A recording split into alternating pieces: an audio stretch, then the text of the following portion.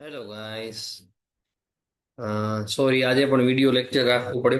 થોડોક એવું કામમાં આવી ગયો છું કે લાઈવ રહી શકે એમ નથી આજે પણ.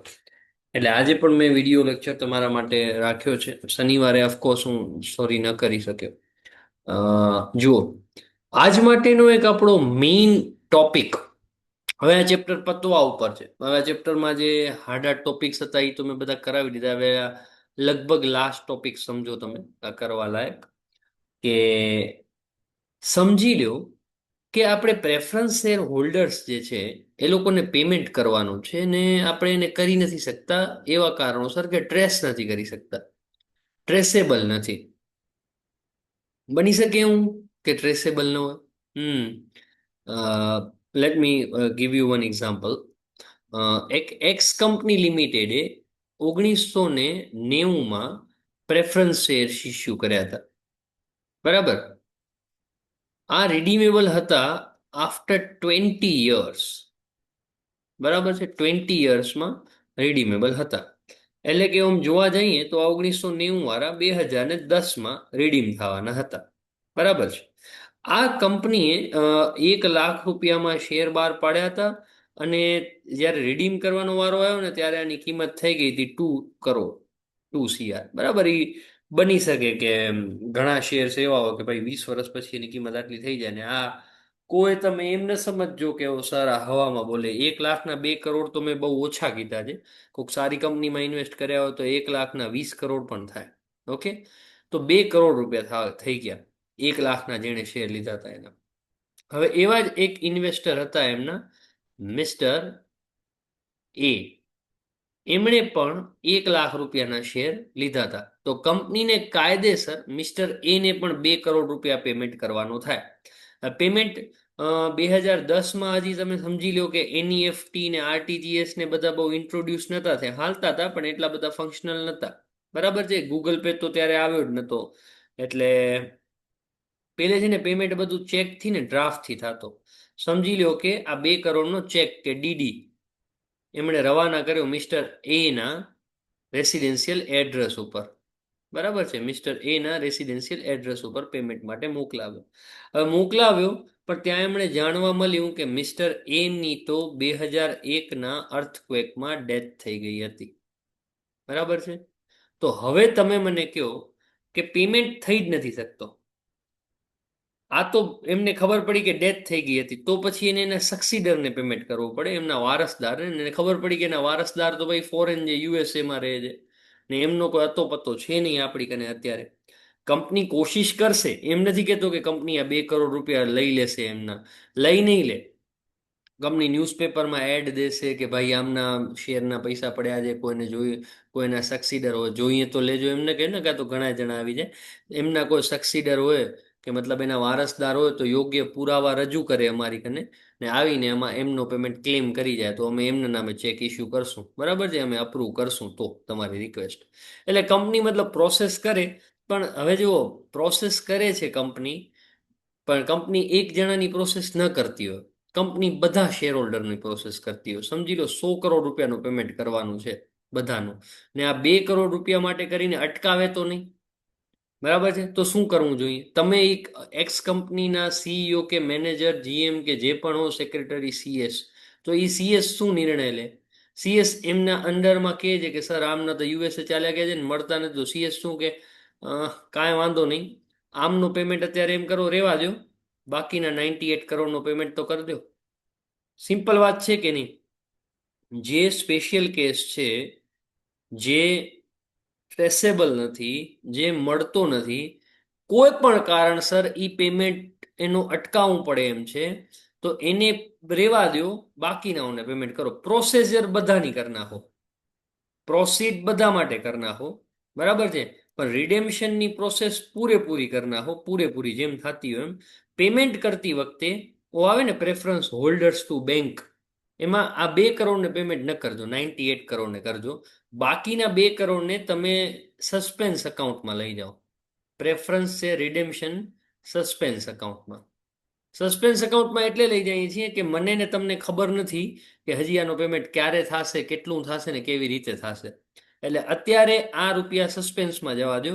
એઝ અ લાયબિલિટી તરીકે ટ્રીટ કરજો, બરાબર છે? એને તમે લાયબિલિટીમાં જ લખજો, કારણ કે આ 2 કરોડ આપણા નથી.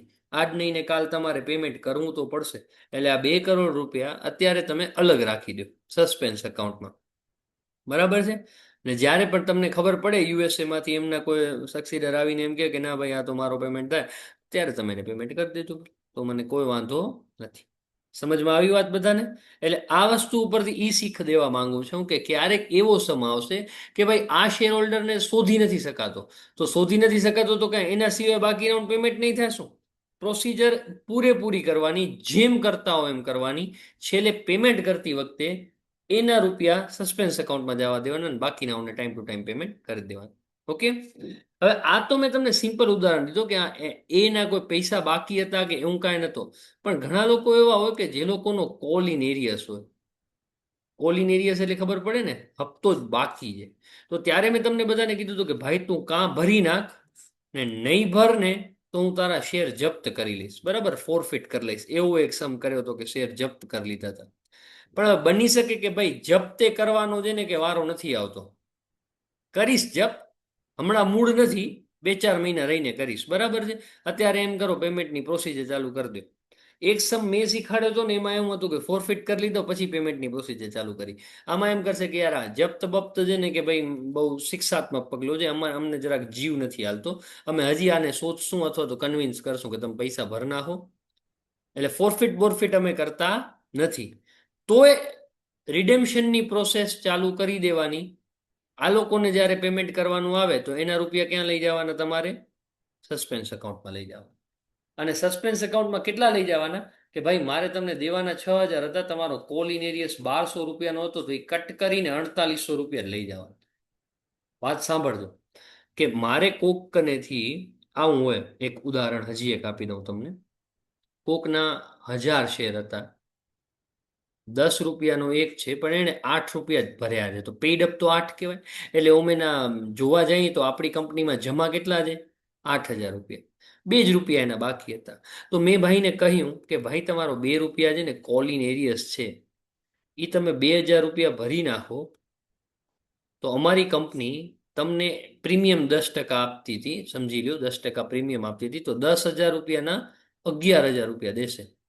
તમે 2,000 ભરશો એટલે મારી કંપનીમાં તમારા 10,000 ક્રેડિટ માનવામાં આવશે ને હું તમને 11,000 રૂપિયા આપીશ, બરાબર છે? પણ એ કે કેવો શું ભાઈ અલીબાગથી આવ્યો છું શું, 2,000 દઈશ ને તમે 11,000? એને બોલો મારો ફ્રોડ કોલ સમજીને ફોન જ કાપી નાખ્યો. હવે એને કોણ સમજાવે કે ભલે હોય છે આવા ફ્રોડ, પણ હું નથી. હું સાચે કહું છું કે તમારા ભાઈ બે બે રૂપિયા બાકી છે એ તમે ભરો તો હું તમને 11,000 રૂપિયા દઈ દઈશ. પણ આ શું કોકા કોલાની એડ જેવું સમજે છે કે ના ના ના ના ના, આ ખોટી વાત છે, આ તો લોટરી લાગીને એમ કરે છે, એ ના ના ના, સાયબર ક્રાઇમની ને ધમકી દે. સાંભળ્યો નહીં એટલે મને એમ થયું કે આ મને ઓથેન્ટિકેટ નથી સમજતો.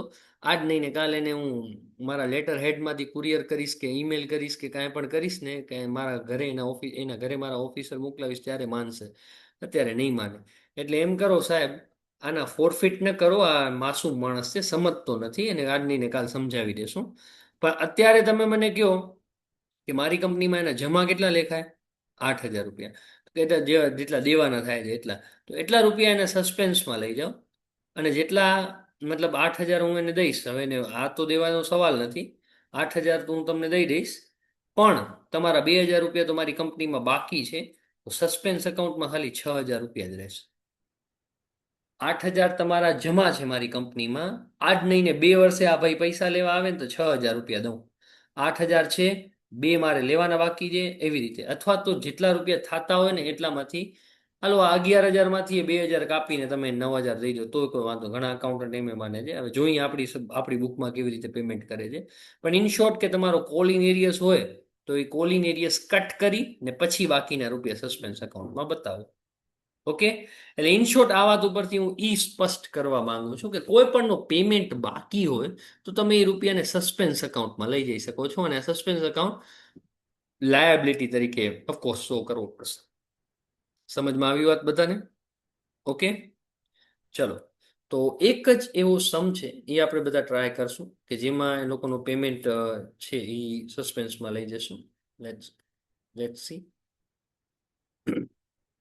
જુઓ, સમ નંબર 8. સમ નંબર 8 છે વિશાખા લિમિટેડ. વિશાખા લિમિટેડનો જુઓ બેલેન્સ શીટ, 2,000 શેર છે, 2 લાખ રૂપિયા. રિડીમેબલ પ્રેફરન્સ શેર છે 100 રૂપિયાનો, એક 12%, 1,16,000 રૂપિયા દેખાય છે. કોલ ઇન એરિયસ છે. હવે કેટલા શેર છે એ હજી હતો પતો છે એમ નહીં. જનરલ રિઝર્વમાં પડ્યા છે રૂપિયા 62,000, પીએનએલમાં છે ને કેપ રિઝર્વમાં છે. ઓકે. બેંક લોન છે, ક્રેડિટર છે અને પ્રોવિઝન ફોર ટેક્સ પણ લાયબિલિટી કહી શકાય. નીચે જોઈએ તો ફિક્સ એસેટ્સ છે, land, building, machinery, investment, stock, ડેટર, bank બધું લઈ શકાય એમ છે. Paragraph. Redeemable preference shares were redeemed at 10% premium. We can see that. After all the legal provisions were observed, before redemption, the preference shareholders whose call were in arrears, કે જેના હપ્તા બાકી છે, were given notice to pay the arrears of money. Okay. The holders of 40 share duly paid the call money. 40 શેરહોલ્ડરોએ પૂરા રૂપિયા ભરી દીધા અને રેસ્ટ ખબર નથી રેસ્ટ કેટલા છે, could not બાકી ના હોય, ભર્યા નથી. The directors started the redemption of the preference shares.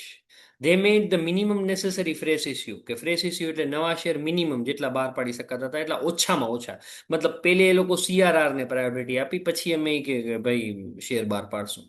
Using fully balance of 62,000 in general reserve. General રિઝર્વમાંથી પૂરેપૂરા 62,000 રૂપિયા વાપરી નાખ્યા છે. અને કોલ ઇન એરિયસ મતલબ રિઝર્વ એક જ અડવાની છે. એનો મતલબ એ થાય છે કે આ વખતે એક જ રિઝર્વ અડવાની છે, જનરલ રિઝર્વ 62,000ની તમારા રિડેમ્પશન માટે. પછી જે પૈસા બચે ને એના કે તમે શેર બહાર પાડજો. ઓકે. બીજી એક પણ રિઝર્વ ટચ કરવાની નથી કોઈ પણ વસ્તુ માટે. આનો અર્થ એ થાય છે. Call in arrears for redemption of preference share in respect to final call is 20 per share, એટલે કે 20 રૂપિયા પર શેર છે. એટલે નંબર ઓફ શેર્સ ખબર પડી જશે કે કેટલા શેર હોલ્ડર એવા છે કે જે લોકોનો કોલ ઇન એરિયસ હતો. આ 20 રૂપિયાથી ડિવાઈડ કરશું ને તો ખબર પડી જશે. અને ઇન્વેસ્ટમેન્ટ 23,750 વેચ્યા છે. ઠીક છે. After the redemption of the company issued one fully paid up share for every two bonus, for every two old equity share. કે નવા એક sorry, after the redemption of the company issued one fully paid up equity share for every two equity shares out of the reserves which were not available for dividend. Which were not available for dividend નો મતલબ શું થાય ખબર છે? કે એક એવી રિઝર્વમાંથી share બહાર પાડ્યા છે કે જે ડિવિડન્ડ જેનો બહાર પાડી ન શકાય. તો યાર એવી તો એક જ રિઝર્વ ઓમ તો છે સીઆરઆર. બરાબર છે કે જરૂર પડે તો સીઆરઆર. અને આમાં હજી એક એવી હતી કેપિટલ રિઝર્વ. કેપિટલ રિઝર્વનો ઉપયોગ પણ ડિવિડન્ડ દેવા માટે ન થઈ શકે. એટલે એમ કે જે જરૂર પડે તો આ બેનો ઉપયોગ કરજો. પણ એ પછીની વાત છે, અત્યારે એના ઉપર ચર્ચા નથી કરતો. એ તો છેલ્લે છેલ્લે કરી લેશું. એ કાંઈ મોટી વાત નથી. મોટી વાત અત્યારે ઈ છે, નવી વાત અત્યારે ઈ છે કે પ્રેફરન્સ શેર જેના કોલ ઇન એરિયસ બાકી છે એવા કેટલા શેર્સ છે. તો પહેલે એક વર્કિંગ આપણે બધા લખીએ કે number of shares for call in arrears.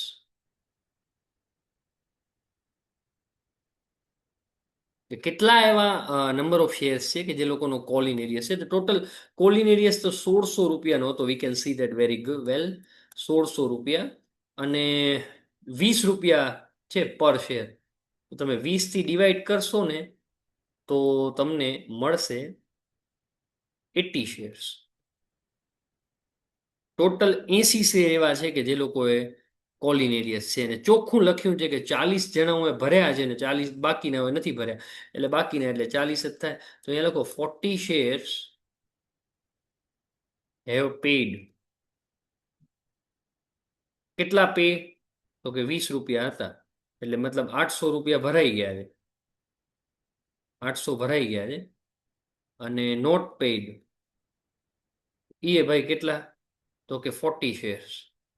હવે એના મલ્ટીપ્લાય કરવાની જરૂર નથી કે 800 થાય કે ન થાય. તમારે ખાલી ઈ જાણવાનું હોય કે કેટલા ભર્યા ને ઈ જાણવાનું હોય કે કેટલા લોકોએ નથી ભર્યા. હવે આ 40 લોકોને કાં તો જપ્ત થાય ને કાં એના રૂપિયા સસ્પેન્સમાં જાય. આ વખતે ફોરફિટ થશે એવી કોઈ વાત કરેલી નથી. એટલે આ રૂપિયા આપણે સસ્પેન્સ એકાઉન્ટમાં લઈ જશું. બરાબર છે. આ લોકોના રૂપિયા સસ્પેન્સમાં જશે. સસ્પેન્સ એકાઉન્ટમાં, કારણ કે આ લોકોએ પૈસા ભર્યા નથી. અને ટ્રેસેબલ હોય તો અત્યારે એના રૂપિયા આપણે ફ્રીઝ કરીને રાખશું. એ જ્યારે બાકીના 20 રૂપિયા ભરશે ને ત્યારે અથવા તો કાંઈક પુરાવા રજૂ કરશે ત્યારે પેમેન્ટ થશે. ત્યાં સુધી સસ્પેન્સ એકાઉન્ટમાં રહેશે. હા, પણ આ લોકોએ પૈસા ભરી નાખ્યા છે એટલે ખબર પડવી જરૂરી હતી તમને કે 800 રૂપિયા તમારા બેંક એકાઉન્ટમાં આવશે. ઓકે. હવે વાત કરીએ સમની તો સેકન્ડ પેજમાં લખ્યું છે કે write the journal entry and prepare the balance sheet. તો જર્નલ એન્ટ્રી ને બેલેન્સ શીટ કરવાની છે, તો પહેલા આપણે એમ કરીએ, થોડી ઘણી વર્કિંગ કરી લઈએ કે નંબર ઓફ શેર્સ કેટલા છે અને કેટલા રૂપિયાની જરૂર છે. 10% પ્રીમિયમથી પરત કરવાના છે અને નંબર ઓફ શેર્સ કેટલા છે નથી ખબર, પણ એ લોકોની ફેસ વેલ્યુની વાત કરીએ તો 1,00,000 રૂપિયા લેખાય. બરાબર છે, 1,00,000 રૂપિયા છે ને 10% એટલે 1,10,000 રૂપિયા. તો લખો total amount required. Total amount required 1,00,000ની પ્રેફરન્સ કેપ છે, ફૂલી પેઇડ અપ, 10% પ્રીમિયમ, અનકોલ્ડ નથી. બરાબર કાંઈ? એટલે ટોટલ 1,10,000 રૂપિયાની મારે વ્યવસ્થા કરવાની. અને 1,10,000નો ભાગ કરી લઉં ને, તો પ્રેફરન્સ કેપિટલમાં જાય કેટલા? 1,00,000. ને રિડેમ્પશન પ્રીમિયમમાં જાય કેટલા? 10,000. નાવ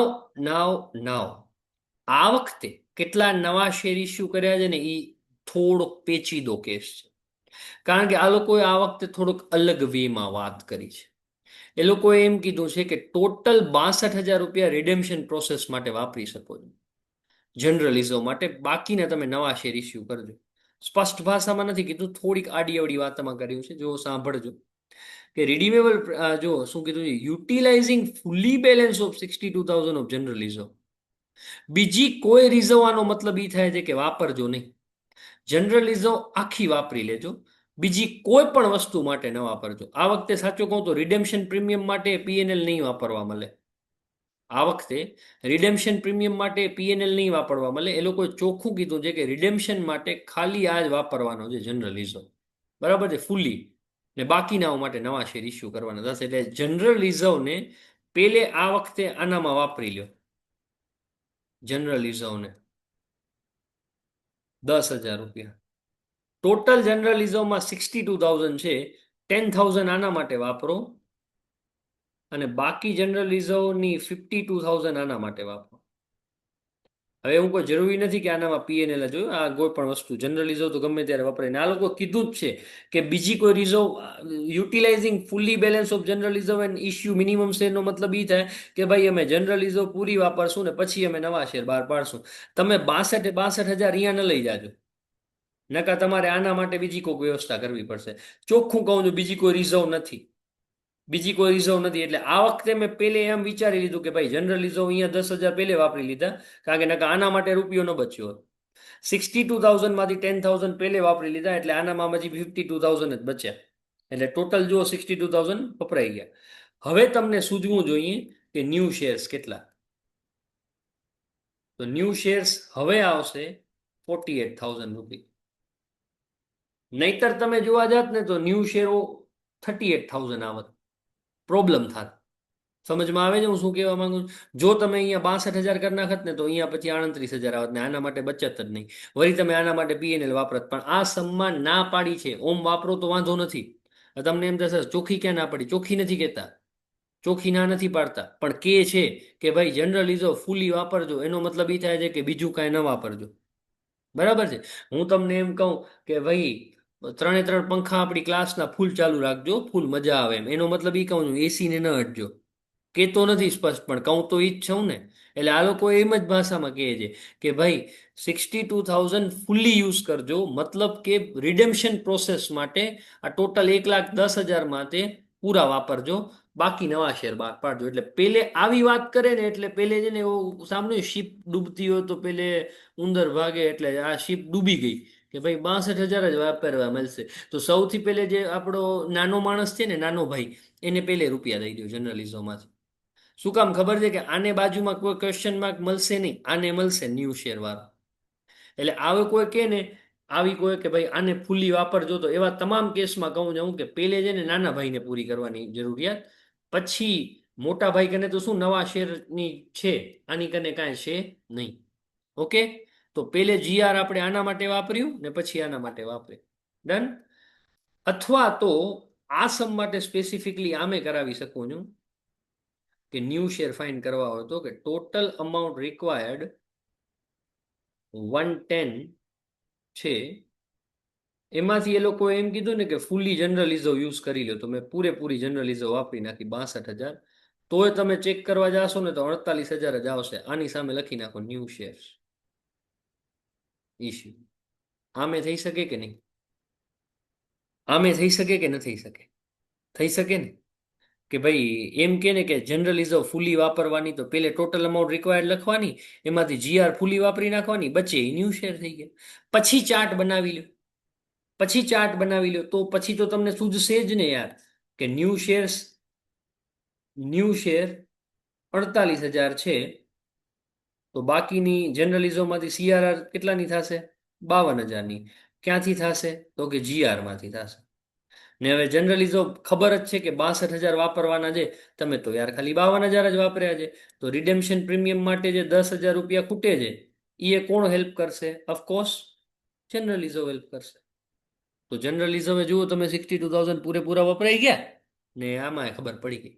એટલે પેલી વેવ તમને બધાને મારી જો સમજમાં ના આવી હોય તો આ ઓરમાં કરીને તો સમજમાં આવી જ જશે કે જ્યારે તમને એમ કે ને કે જનરલિઝમ ફૂલી યુઝ કરવાની છે, એનો મતલબ બીજી કોઈ રિઝર્વ નથી વાપરવાની. તો ટોટલ અમાઉન્ટ રિક્વાયર્ડ લખવાની, એમાંથી જીઆર તો ન્યૂ ઇશ્યુ મળી જશે. પછી ન્યૂ ઇશ્યુ ખબર પડી ગઈ તો બાકીનું સીઆરઆર મળી જશે, જે જીઆર માંથી જ થશે. ને પછી રિડેમ્શન પ્રીમિયમ એ જીઆર માંથી જ થશે. ઓકે, સો આઈ હોપ કે હવે તમને બધાને આ વર્કિંગ પ્રોપરલી સમજાણી હશે.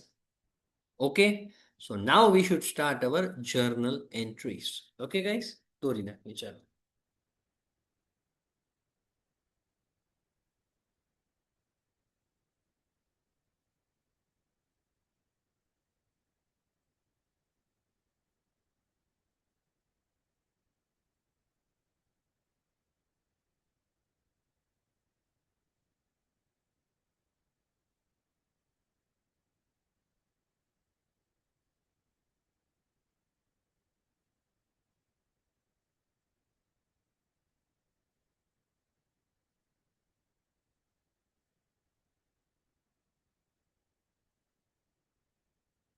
ઓકે, જુઓ ફર્સ્ટ, સૌથી પહેલે કે ઓ લોકોના જે કોલિન એરિયસના અમુકના રૂપિયા આવી ગયા છે ને અમુકના નથી આવ્યા, તો જેના આવી ગયા છે એના રૂપિયા તો લઈ લો.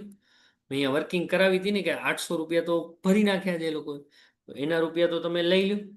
Bank account debit 800 to call in arrears account.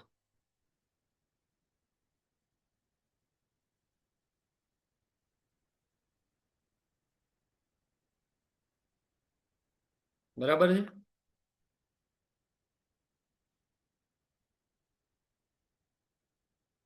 નાવ હવે તમે માની લ્યો કે હવે આપણે રિડેમ્શનની પ્રોસેસ ચાલુ કરીએ છીએ, બરાબર. ઓલા 800 રૂપિયા તો ભરતા નથી, પણ ઈ છેલ્લે હું તમને કહીશ એનું શું કરવાનું. અત્યારે હું તમને ખાલી એમ કહીશ કે નંબર ઓફ શેર્સ 40 છે.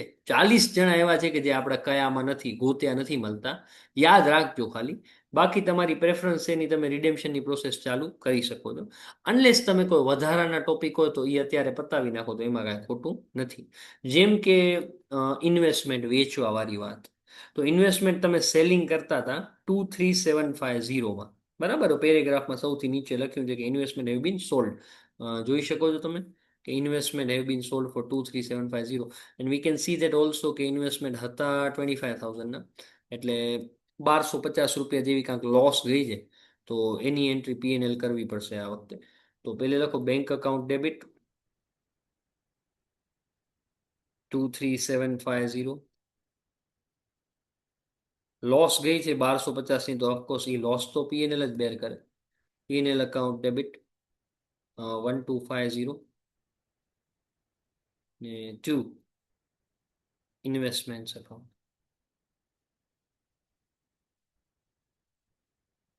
25,000. બરાબર. તો આપણા ઇન્વેસ્ટમેન્ટ વેચાઈ ગયા ટૂંકમાં. હવે થર્ડ એન્ટ્રીમાં હું તમને બધાને સજેસ્ટ કરીશ કે આપણી મેઇન જે એન્ટ્રીઝ છે એના ઉપર આવી પ્રેફરન્સ શેરને રિડીમ કરવાની. 12%ના કેપિટલ છે. 12% preference share capital account debit.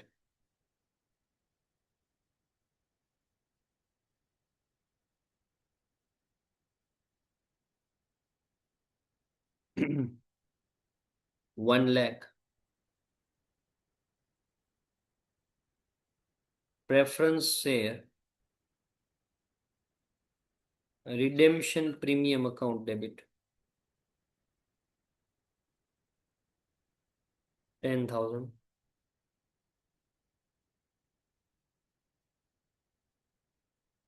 to preference holders account.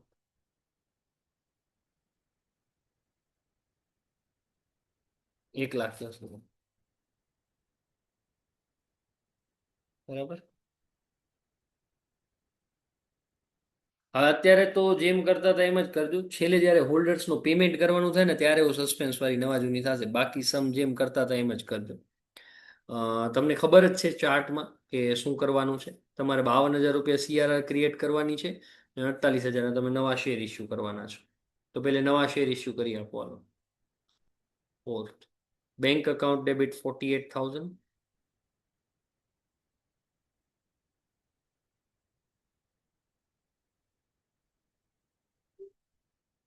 to equity share capital account.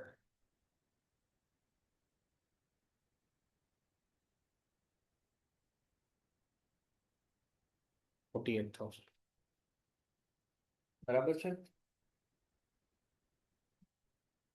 Okay બધાને. આપણે નવા શેર ઇસ્યુ કરી દીધા છે. હવે વાત કરીએ સીઆરઆર ની. તો 52,000 ની સીઆરઆર છે જે જનરલ રિઝર્વ હેલ્પ કરશે તમને.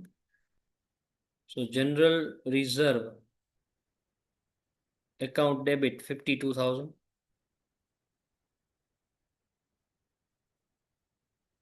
to CRR account.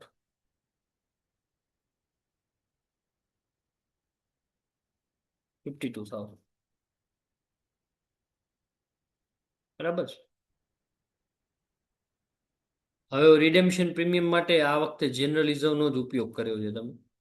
તો once again general reserve account debit 10,000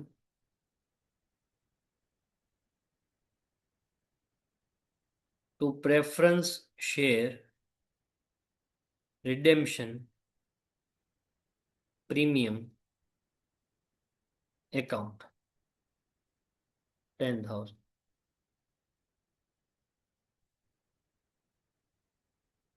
બરાબર છે.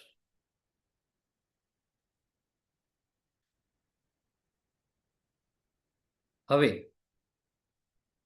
સાતમામાં હવે યુઝ્યુઅલી તમે હોલ્ડર્સ ટુ બેંક કરીને તમારો ટાસ્ક પૂરો કરી લેતા હતા, પણ આ વખતે થોડીક નવા જૂની છે. હોલ્ડર્સ ભલે ડેબિટ થાય એમાં કાંઈ ખોટું નથી. બરાબર. પ્રેફરન્સ શેર હોલ્ડર્સ તમે જેમ ડેબિટ કરતા હતા એમ કરો, એ તો કરવા જ જોઈએ. કરશું જ પૂરેપૂરા રૂપિયાથી. Preference share holders account debit 1,10,000, right. હવે મને ખાલી તમને એટલું કહેવું છે કે કોઈ એટલો આઈડિયા મારી શકે છે કે આ લોકોને પર શેર કેટલા રૂપિયાનું પેમેન્ટ થાય છે. મતલબ કે હું એમ પૂછી રહ્યો છું કે આ એક પ્રેફરન્સ શેર 100 રૂપિયાનો હતો, બરાબર, પણ તમે 10%ના પ્રીમિયમથી દો છો, તો હું એ વાત કરું તો કે આ લોકોને એક એક શેરના 110 રૂપિયા મળે છે. તો આ વાત સાચી છે કે નહીં? સાચી છે ને, કે બધાને 10-10% એક્સ્ટ્રા મળે છે. એટલે હું એમ ચોખ્ખું કહી દઉં કે બધાને એક એક શેર માટે 110 રૂપિયા ઈચ મળે છે. બરાબર છે. તો તમે કહેશો યસ સર, પરફેક્ટ વાત છે. તો એવા કેટલા લોકો છે કે જે લોકો ટ્રેસેબલ નથી, કે જે લોકોએ કોલ ઇન એરિયસ એનું નથી ભર્યો, જેના મારે સસ્પેન્સ એકાઉન્ટમાં લઈ જવાનું છે, એને પહેલે ટ્રેસ કરી લેવાનું ને એને આવી રીતે લખવાનું કે to preference share redemption suspense account. તો તમે કહેશો સર એવા તો 40 શેર હતા ને પર શેર કેટલો પેમેન્ટ બેટા બાકી છે? તો કે 110.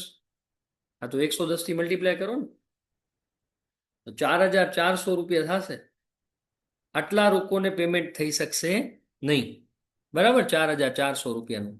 બાકીના માણસોને તમે પૂરો પેમેન્ટ કરી દો, એમાં મને કાંઈ વાંધો નથી. તું બેંક અકાઉન્ટ ક્વેશ્ચન માર્કથી મળી જશે. 1,10,000માંથી 4,400 કટ કરશો તો 1,05,600 આવશે. એનો પેમેન્ટ કરી નાખો, કાંઈ પ્રોબ્લેમ છે નહીં. ઓકે. આ સસ્પેન્સ એકાઉન્ટ બે ટાઈમે થશે, એક કોલિનેરિયસ હોય ત્યારે અને એક એમનેમ ટ્રેસેબલ ન હોય ત્યારે. એમનેમ ટ્રેસેબલ ન હોય તો આમ જ થશે સસ્પેન્સ એકાઉન્ટ. પણ આ સમમાં થોડોક ફરક છે કે કોલિનેરિયસના કારણે છે. આ સસ્પેન્સ એકાઉન્ટમાં 4400 નાખ્યા ને, એનો મતલબ એ કે આજ નહીં ને કાલ એ પેમેન્ટ લેવા આવે ને તો મારે એને 4400 રૂપિયા દેવાના. કારણ કે તમે ચેક કરો, ક્રેડિટ કર્યું છે, જમા કર્યું છે, મતલબ કે તમે તો એમ માનતા છો ને કે સર આપણી કંપની માટે લાયબિલિટી છે. એ કાલે મારી કને આવે ને 2 મહિના રહીને તો મારે એને 4400 ચૂકવવા પડે ને આ ડેબિટ કરવા પડે. પણ તમે બધા મને કહો કે શું 4400 દેવા જોઈએ? 800 રૂપિયા તો ભાઈના બાકી નથી બોલતા? બોલે કે નહીં? તો કાપીને કેટલા રૂપિયા દેવા જોઈએ? તો તમે કહેશો સર વ્યવહારિક તો કહે છે કે 3600 દેવા જોઈએ. વાત માનો છો કે નહીં બધા? કે 4400 ઠીક છે, મેં તો મારી સાર માણસ એ કે બધે બધા લખી નાખ્યા, પણ તમે શું પેમેન્ટ લેવા આવશો તો તમારો જૂનો હિસાબ ક્લિયર નહીં કરો? શું કામ મેં તમને પેમેન્ટ નતો કર્યો? તમારો 800 રૂપિયા બાકી છે એટલે. એટલે હવે ઠીક છે, હવે તમારા 800 માં નથી કપતા, એમ કરવા 3600 લ્યો ને વાત કરો પૂરી. મેં તમારા 4400 માંથી 800 રૂપિયા કાપવા પડે. એગ્રી કરો છો કે નહીં બધા? 800 રૂપિયા તમને એમ થાય સર 800 ક્યાંથી આવ્યા? 800 અહીંયાથી આવ્યા બેટા. ખબર જ હતી આપણને કે 40 શેર હોલ્ડરોએ ભર્યા છે ને બાકીના 40 નથી ભર્યા, તો જે 40 800 ભર્યા હતા એ જ 40 ના 800 બાજુવાળાના જ થાય. અથવા તો એમ એ વિચારી શકાય કે કોલિન એરિયસ ટોટલ 1600 હતો, એમાંથી 800 માણસો ભરી નાખ્યા છે તો નથી કેટલા ભર્યા? 800. 800 જ નથી ભર્યા ને, 800 ભર્યા છે તો 800 નથી ભર્યા. એટલે 800 રૂપિયા બાકી છે એ લોકોના, એ તો દેખાય જ છે, સ્પષ્ટ વાત છે. તો 800 રૂપિયાનો હિસાબ કરવો જરૂરી છે કોલિન એરિયસનો. ઓકે. તો ચલો એની એન્ટ્રી કરી. 8મી. આ સસ્પેન્સ ડેબિટ કરો. Preference share redemption suspense account debit 40 shares into 20.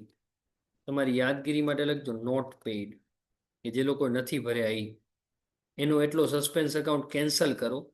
તો કે શેના કારણે કેન્સલ કરો છો? તો કે કોના કારણે? કોલિન એરિયસના કારણે. 800 રૂપિયા. વન્સ અગેન કોલિન એરિયસ તો ક્રેડિટ થઈ જ ગયો. કોલિન એરિયસ તમારી બુકમાં ડેબિટ બોલતો હોય ને પ્રેફરન્સ શેર ચાલુ હોય, મતલબ ચાલુ મતલબ કે હજી રિડીમ નથી કર્યા ને, મતલબ કંપની રનિંગ છે ત્યાં સુધી કંપનીને કોઈ વાંધો નથી. But if you are proceeding for redemption તો એનો મતલબ કે આ કોલિન એરિયસ ગમે એમ કરીને ક્રેડિટ થવા જરૂરી છે.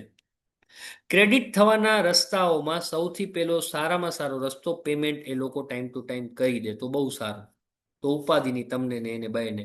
જો આ રહ્યો bank account debit to choline, 1600 બાકી હતા એમાંથી 800 રૂપિયા તો આ લોકોએ ભરી નાખ્યા, તો કોલિન એરિયસ 800 થી તો જમા થઈ ગયો. હવે ઘણીવાર જપ્ત કરીએ છીએ ને ફોર ફીચર તો કોલિન એરિયસ ક્રેડિટ થાય છે. આ વખતે જપ્ત ન કર્યો તો સસ્પેન્સ વખતે છેલ્લે ક્રેડિટ તો કરવો જ પડ્યો. એટલે હવે તમારી બુક ઓફ અકાઉન્ટમાં કોલિન એરિયસ જેવું કાંઈ નહીં આવે, સસ્પેન્સ અકાઉન્ટ ઘટી જશે. જે સસ્પેન્સ એકાઉન્ટ 4400 બતાવવાનો હતો એ હવે 800 થી ઘટી ને બસ 3600 બતાવવાનું થશે. Okay, what it. એટલે જો કોઈના કોલિન એરિયસ હોય તો એની એન્ટ્રી પછી છેલ્લે સસ્પેન્સ એકાઉન્ટ પછી આ રીતે કરી નાખે. એટલે હવે સસ્પેન્સ એકાઉન્ટ તમારી બુકમાં 3600નું રહેશે. ઓકે. હવે આપણે બધા જોઈ લઈએ કાંઈ એક્સ્ટ્રામાં હોય તો. મારા હિસાબે તો બધું પતી ગયું છે. જોઈ લો ના, આ રહ્યો સોરી, આ બોનસ શેરનો છે છેલ્લો પેરેગ્રાફ, કે after the redemption of the company issued one fully paid up equity shares for 2 equity shares held. એક આપશું 2 ના બદલે. જુઓ 2 લાખના છે, બરાબર? તમારી કારણે 2 લાખના છે ને એક આપશું 2 ના બદલે, એટલે જોવા જઈએ ગઈશ તો કેટલા રૂપિયાનો થાય? હિસાબ કરીએ તો લાખ રૂપિયાનો થાય બોનસ. બરાબર છે? બોનસ થાય 1 લાખ રૂપિયાનો. અને ચેક કરો કે આ રૂપિયા આવશે ક્યાંથી.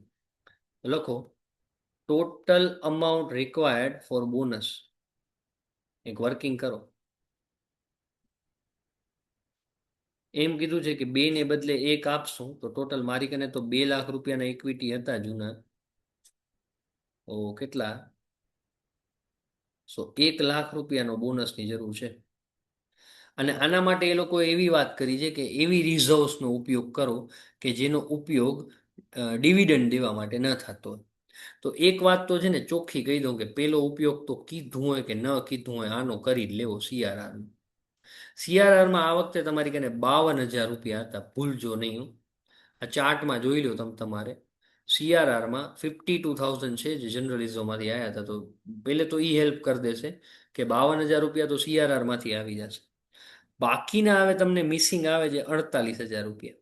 તો એ 48,000 કોણ દેશે કે જેનો ઉપયોગ એવી રિઝર્વ હોય કે તમે ચૂઝ કરો કે which is not available for dividend. તમને કોમર્સ સ્ટુડન્ટને ખબર હોવી જોઈએ કે ડિવિડન્ડ યુઝ્યુઅલી પીએનએલ માંથી દેવાય. ચોખ્ખી ભાષામાં વાત નથી કરતા. આ વખતે મોઢો બગાડીને વાત કરે છે. મતલબ કે તમારી નોલેજને ચેક કરે છે. કે એમ કહે છે કે એવી રિઝર્વનો ઉપયોગ કરજો કે જેનો ડિવિડન્ડ માટે ઉપયોગ ન થઈ શકે. હવે જો જનરલ રિઝર્વ સામે તો જોજો જ નહીં, 62,000 વપરાઈ ગયા. પીએનએલની ના પાડી છે કે ભાઈ આ તો ડિવિડન્ડ માટે ઉપયોગ થાય, એટલે એની એ ના છે. તો ડિવિડન્ડ માટે ઉપયોગ કોનો ન થાય? કેપિટલ રિઝર્વનો ન થાય. કારણ કે કેપિટલિઝમ એટલે ક્રિએટ કરવામાં આવ્યું કે ભવિષ્યમાં કંપનીને કોઈ મોટી મિલકત લેવી હોય ને તો એના માટે આનો ઉપયોગ થાય. ડિવિડન્ડ માટે આનો ઉપયોગ ન થાય. ને કીધું જ છે કે ડિવિડન્ડ માટે ન થતી હોય ને એનો ઉપયોગ કરજો. એટલે 50,000 રૂપિયા ક્યાંથી લેજો આ વખતે તમે? કેપિટલ રિઝર્વમાંથી લેજો. ચોખ્ખી ભાષામાં નથી કહેતા, ફરાવી ફરાવીને કહે છે. ઓકે. એટલે આ 1,00,000 રૂપિયા ક્યાંથી આવશે ને એ દિમાગ લગાવવું જરૂરી હતું કે 52,000 રૂપિયા સીઆરઆરમાંથી ને 48,000 કેપ રિઝર્વમાંથી આવશે. અને બીજી વાત, હજી કેપ રિઝર્વમાં 2,000 રૂપિયા બચશે, 2,000 બચશે, જે તમારે બેલેન્સ શીટમાં બતાવવાના રહેશે. ઓકે. પીએનએલ અડ્યા નથી આ વખતે આપણે. તો ચલો, આ બોનસની જો સમજમાં આવી ગઈ હોય વાત, તો બોનસનો એક ફંડ ક્રિએટ કરવો પડશે. લખો સીઆરઆર અકાઉન્ટ ડેબિટ 52,000. પછી cap reserve, capital reserve account debit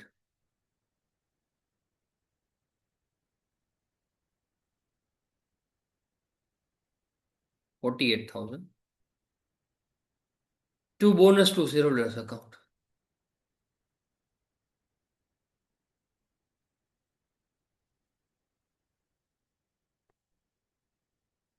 1,00,000. બરાબર.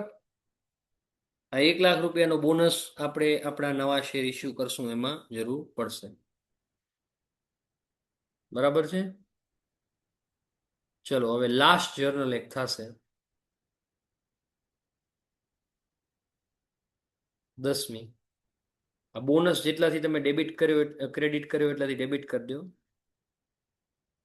Bonus to shareholders account debit 1,00,000. Two equity share capital account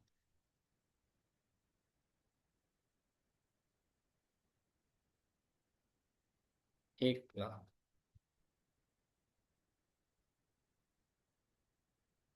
બરાબર છે. ડન. સો આ બોનસ શેરની એન્ટ્રી પણ આપણી થઈ ચૂકી છે. હવે જોવા જઈએ તો બધી જ જર્નલ એન્ટ્રીઝ આપણી પૂરી થઈ ચૂકી છે. હવે તમે ઈચ્છો તો આપણે બેલેન્સ શીટ બનાવી શકીએ. તો ચાલો બનાવીએ બેલેન્સ શીટ.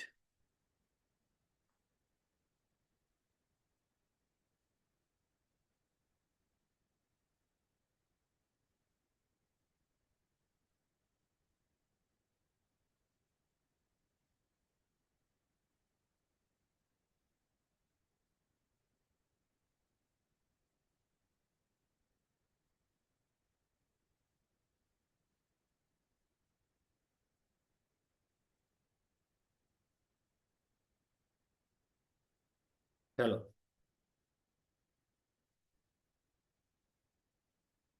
બરાબર. તો હંમેશાની જેમ પેલે લખો 1 કરીને ઇક્વિટી એન્ડ લાયબિલિટીઝ.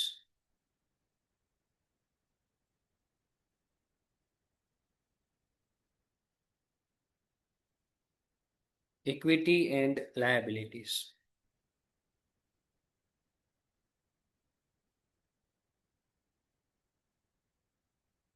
પેલે લખો 1 કરીને શેર હોલ્ડર્સ ફંડ.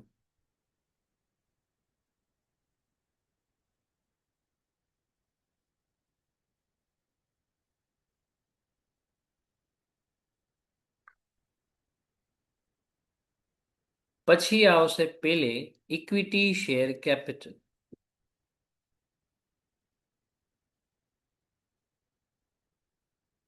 બરાબર, ઇક્વિટી શેર કેપિટલ.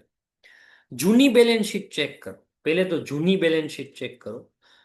જૂની બેલેન્સ શીટમાં ઇક્વિટી કેપિટલ 2 લાખ રૂપિયાની હતી. બરાબર છે. હવે 2 લાખની તો હતી. તમને ધ્યાનમાં હોય તો તમે તમારા ચાર્ટમાંથી જોઈ શકો છો કે તમે નવા ઇસ્યુ કર્યા હતા ન્યૂ શેર 48,000ના દેખાય ને? નવા 48,000ના તમે શેર કર્યા હતા, ઇસ્યુ કર્યા હતા. તો 48,000ના ઈ થયા ને 1 લાખના હમણાં છેલ્લે છેલ્લે ધ્યાનમાં હોય તો બોનસ શેર બહાર પાડ્યા હતા. એટલે બધું થઈ ને હવે મારા હિસાબે તમારા ઇક્વિટી કેપિટલ થવા જોઈએ 348. 348. ઓકે. હવે પ્રેફરન્સ શેર તો નીકળી જશે બેલેન્સ શીટમાંથી, એટલે એને તો ભૂલી જાઓ. કોલિન એરિયસ નીકળી જશે, જનરલ રિઝર્વ નીકળી જશે. પીએનએલ 10,000 એમને એમ પડ્યા છે, અડ્યા જ નથી આપણે.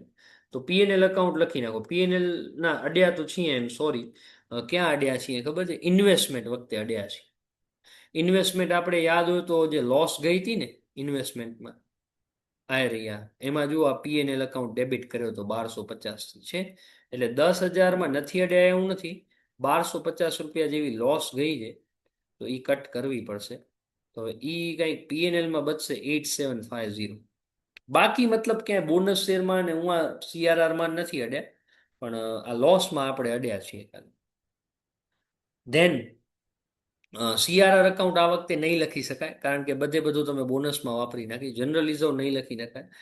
કેપિટલ રિઝર્વમાં જેમ કે મેં થોડીક વાર પહેલા જ વાત કરી હતી કે 2,000 રૂપિયા બચશે. 50,000 રૂપિયા હતા, પણ તમે 48,000 તો છે ને હમણાં વાપરી નાખ્યા બોનસ દેવામાં. એટલે હવે કેપિટલ રિઝર્વમાં ખાલી જોવા જઈએ તો 2,000 રૂપિયા બચશે.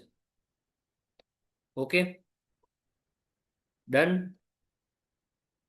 હવે જો આટલું તમારા બધાનું થઈ ગયું હોય તો હવે જુઓ નોન કરંટ લાયબિલિટી ને કરંટ લાયબિલિટી, એમાં તો કાંઈ લગભગ ફરક છે નહીં, જોઈ જોઈને લખવાની છે. નોન કરંટ લાયબિલિટીમાં બેંક લોન છે 12,000ની, લખી નાખો second non current liability.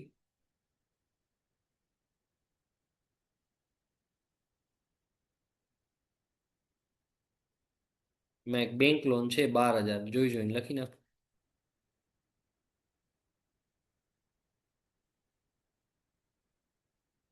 Okay. પછી કરંટ લાયબિલિટીમાં ક્રેડિટર ને પ્રોવિઝન ફોર ટેક્સ એ જોઈ જોઈને લખી નાખો.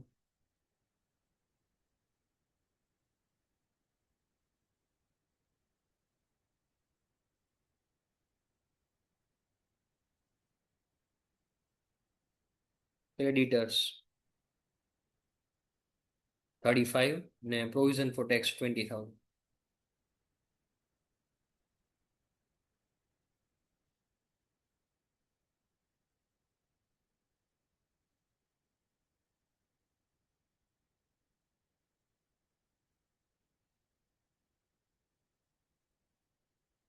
બરાબર. એક વસ્તુ નવી આવી છે જે ભૂલતા નહીં, preference share suspense account. Preference share redemption suspense account, જે એકચ્યુઅલીમાં 4,400 હતી. આઈ બિલીવ હતી 4,400, પણ 800 રૂપિયા આપણે કોલિનેરિયસના કાપી લ્યો. જેની જર્નલ એન્ટ્રીમાં અલગથી તમને કરાવી હતી 800 રૂપિયાની, કે જે લોકો નથી ભર્યા ને એ કાપી લો. એટલે એટલા રૂપિયા હવે લાયબિલિટી થોડી ના કહેવાય. તમે લાયબિલિટીમાં એ ભવિષ્યમાં પૈસા લેવા આવે એ ખરા ને, ટ્રેસેબલ જે નથી એને 3600 રૂપિયા દઈને જાન છોડજો. 4400 રૂપિયા ન દેજો પાછા. 4400 મને ખબર છે એના થાય, પણ 800 રૂપિયા તો ભાઈ તે ભર્યા નથી. એટલે ભવિષ્યમાં તું લેવા આવીશ ને તો લાયબિલિટી તરીકે હું તો 3600 રૂપિયા દેવા માનીશ. ઓકે. એટલે 3,600 એક લાયબિલિટી તરીકે આ એક નવો ટોપિક છે, એ એક લખજો છેલ્લે. ને પછી વન કરી ને ટોટલ કરી નાખો કે કેટલો થાય છે અડધી બેલેન્સ શીટનો. બરાબર, જોઈ લઈએ આપણે.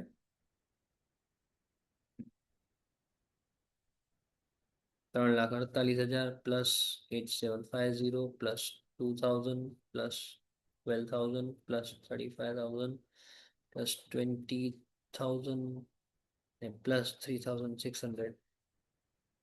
સો એકોર્ડિંગલી 429350 બરાબર છે. 429350 બેલેન્સ શીટનો ટોટલ થાય છે.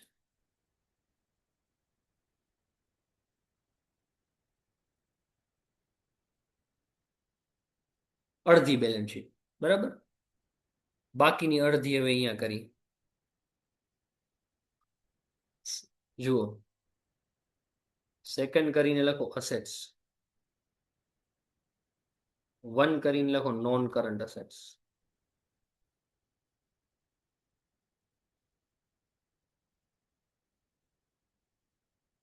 ઓકે, જોઈ લ્યો નોન કરંટમાં શું શું. ફિક્સ અસેટ્સમાં હું જોઉં તો લેન્ડ બિલ્ડિંગ છે 1,05,000, મશીનમાં છે 2,10,000. એ જોઈ જોઈને લખતા હો. લેન્ડ એન્ડ બિલ્ડિંગમાં છે 1,05,000, મશીનમાં જે 210 મશીનરી,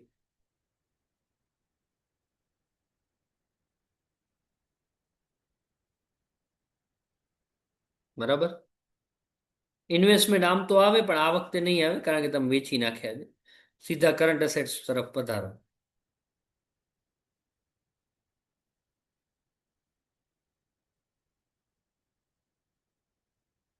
ઓકે. સ્ટોક 60,000, ડેટર 40,000.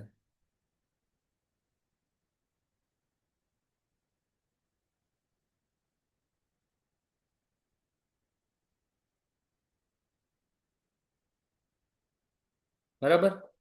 બેંક અકાઉન્ટમાં છે ને જરાક મગજમારી છે, બાકી એકેમાં નથી આમાં અસેટ્સમાં. બેંક જરાક છે ને જોવી પડશે કે કેટલા બચ્યા ને કેટલા નહીં. તો છેલ્લે છે ને બેંક અકાઉન્ટ માટે આપણે પ્લસ માઇનસ જે મેં મેથડ શીખાડી હતી ને એના એકોર્ડિંગ કરવું પડશે. બેંક અકાઉન્ટ 47400 છે ઓલરેડી. 47400. હવે બેંક અકાઉન્ટ છે ને અસેટ્સ છે, તો પૈસા આવે તો ડેબિટ થાય ને જાય તો ક્રેડિટ થાય. તો આવે તો પ્લસ કરજો ને જાય તો માઇનસ કરજો જર્નલ એન્ટ્રીમાં ઓફકોર્સ. તો જોતા જઈ. પહેલે જ બેંકમાં જો 800 રૂપિયા આવ્યા છે પેલી જ જર્નલમાં, તો પ્લસ કરો 800. પાછા બેંકમાં આવ્યા છે 23750, તો પ્લસ કરો 23750.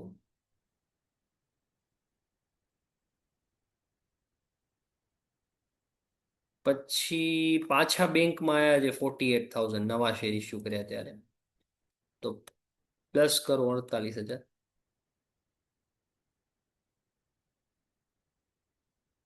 પાછા બેંકમાં ગયા છે હવે તો 1,05,600, તો માઇનસ કરો 1,05,600 માઇનસ કરો. પછી તમે જર્નલ એન્ટ્રીમાં જુઓ તો બેંક નથી 8માં કાંઈ, 9માં બેંકમાં નથી કાંઈ, 10થમાં બેંકમાં નથી કાંઈ. હવે બેંક રિલેટેડ મતલબ કાંઈ નથી, તો બેંકનો હિસાબ આપણે જોઈ લઈએ કેટલું થાય છે. બરાબર. 47400 પ્લસ 800 પ્લસ 23750 પ્લસ 48,000 ને માઇનસ 1,05,600. સો 14350 આવે છે બેંકમાં. 14350. બરાબર. આટલા રૂપિયા બેંકમાં આવે. હવે હું ચેક કરી લઉં કે આનો ટોટલ મેચ થઈ જાય છે કે નહીં. 14350 લાખ બાય થઈને 3,15,000 થઈ ગયા. 429,350.